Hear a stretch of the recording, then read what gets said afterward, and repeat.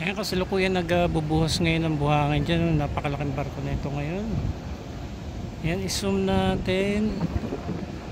Ayan, dito po yan sa, sa Pasay City. Yung reclamation project na ginagawa ngayon dito. Malapit lamang po dito. O, likuran lang mismo nitong Mall of Asia. Ayan, i-zoom pa natin. Dito muna natin tingnan sa may bandang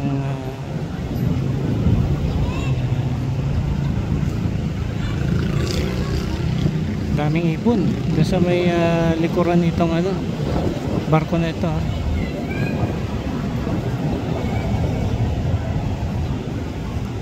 Nandun siya malapit sa sa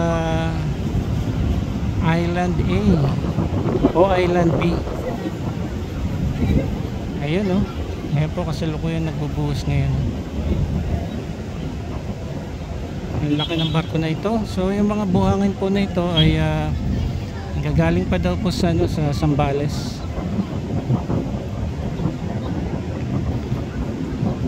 Yung katabing reclamation lang din dyan sa may baba nito. Mamaya pupunta tayo dyan. Titingnan natin yung yung progress ng ginagawa nila dyan. Tapos isusum in ko lang ito, zoom out na muna natin para makita rin ninyo yung itsura na ngayon dito. Ayan lawak na So siguro mga in 5 years may makikita na tayo rito mga construction works para sa mga establishmento. Ang lawak nito So katulad lamang din po nitong Mall of Asia ay itong mismo ating kinatatayuan ay dagat po ito. Ayan ang lawak So dito nakikita na natin yung ginagawa nila rito na katulad doon sa Island A may mga backhoe dyan, tapos lulubog sila dyan ng mga parang strips.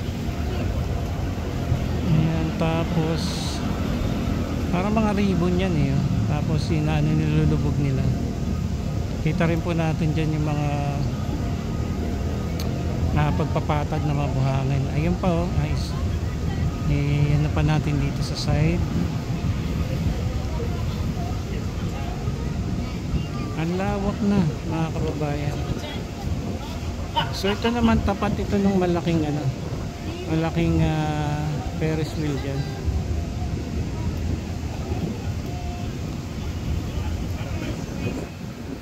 Ayan, andun yung Ferris wheel yung big giant Ferris wheel, pero mamaya na lang tayo pupunta doon.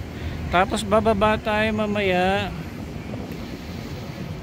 maglakad-lakad tayo para makita natin. Ang lapit lang kasi nito para makuha na natin ng malapitan itong nagbubuhos ngayon dyan ng buhangin.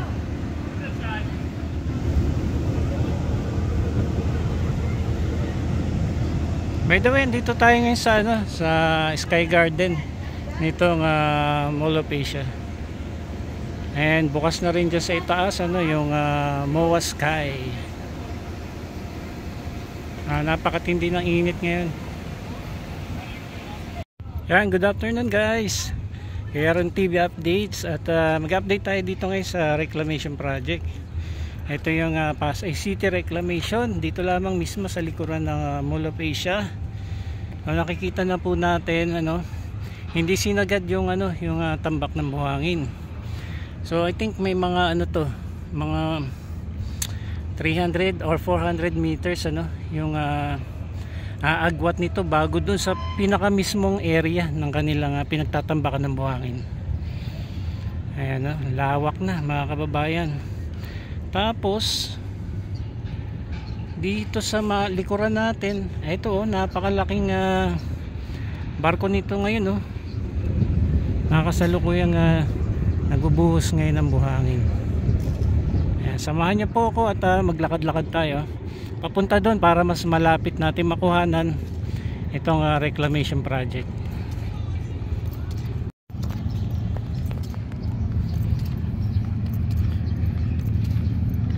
By the way, napahinto ito dati pero mga 2 buwan lamang.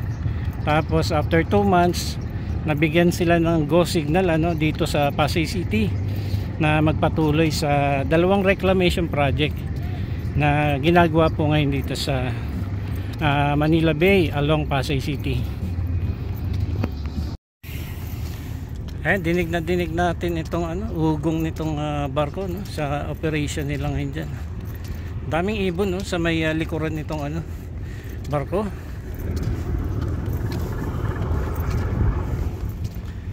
Ayan, samahan nyo lamang ako at lakarin natin ito papunta doon sa dulo. Ayan, kasi nandyan ngayon yung operation ng pagbubuhos ng buhangin. Malapit dyan sa Island A itong operation so madalas tayo nag-update dyan sa nung una kasi dyan sa may likuran ng DPWH. Dyan yung unang pagtatambak tapos madalas tayong nag-update na at napakalawak na po ngayon. And yung operation ay itong Island A, Island B, and Island C. Itong Island C sa may bandang likuran mismo ng MOA. Yung Island A saka Island B nandoon sa may gilid nitong riverside ng MOA complex.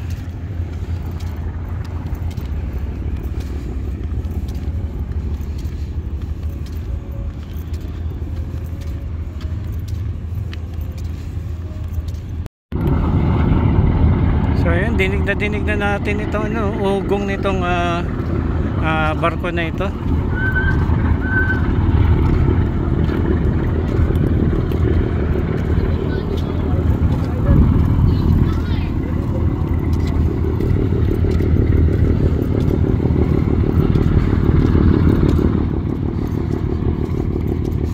Wala pa tayo dyan sa dulo pero malapit na.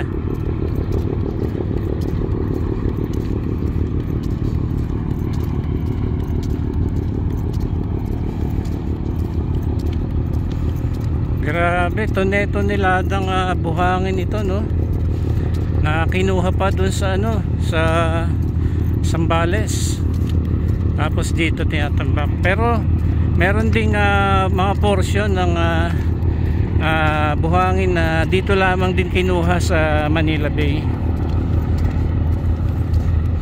Lalo kapag may makikita tayo diyang mga dredger, cutter. Eto, tas yung may mga tubo yan sa ilalim. Yan, so sa mga part na hindi matatambakan, doon sila kumukuha. Yan din ang tinatambak nila rito sa sa project.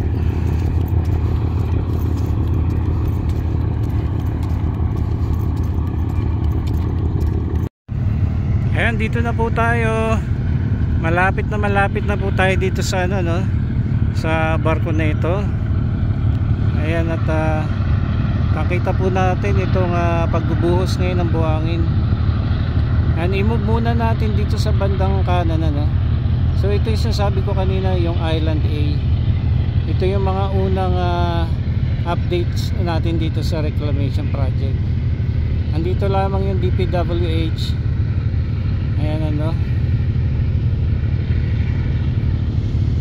tapos ayun yung Lime Hotel. So pag may pagkakataon na makapunta tayo doon sa may area na yun, makapag-update din tayo doon. Eto na i-zoom natin.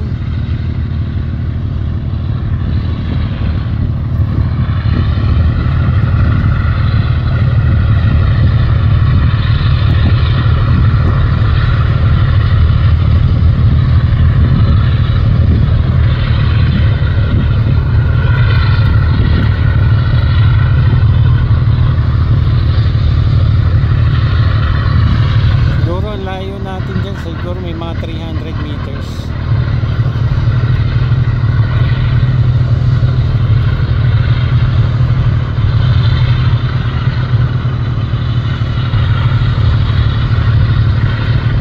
Siguro magdidikit ito. siguro ito eh. Mula dito sa kanan hanggang dito papunta sa kaliwa.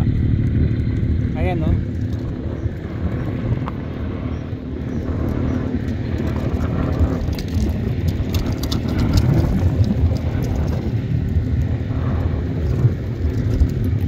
So katulad nitong MOA, no, ay tambak lamang din po ito ng buhangin. Ayan, dagat pa rin ito, no, ng Manila Bay before. Ayan, nung panahon ng I think hindi ko lang matandaan yung time na yun, ano, pero hindi na panahon yan ni Marcos. Kay Marcos kasi dito yun sa PICC complex, tambak pa rin po yan ng buhangin. So dito sa Pasay City ay siguro mga 19 or year 2000, I think, hindi lang ako sure. Ayan, tinatambakan ito ng ng buhangin. Tapos ito na po, and ngayon po sa taon na to, I think nagsimula pa ito noong 2023, and ngayon ito na po yung progress ng kanilang operation dito po sa project. So ito, nabigyan po ng go signal ang Pasay City na magpatuloy dito po sa project na ito. While dyan po sa may Manila ay hindi pa rin po natin nakikita yung operation dyan, kung magpapatuloy pa ba or hindi na. But as of now, ito po yung operation. Dalawang reclamation ito dito sa Pasay City. So magiging business center area katulad ng MOA, no, ay magkakaroon din dito ng napakaraming oportunidad para sa trabaho, no, sa ating mga kababayan.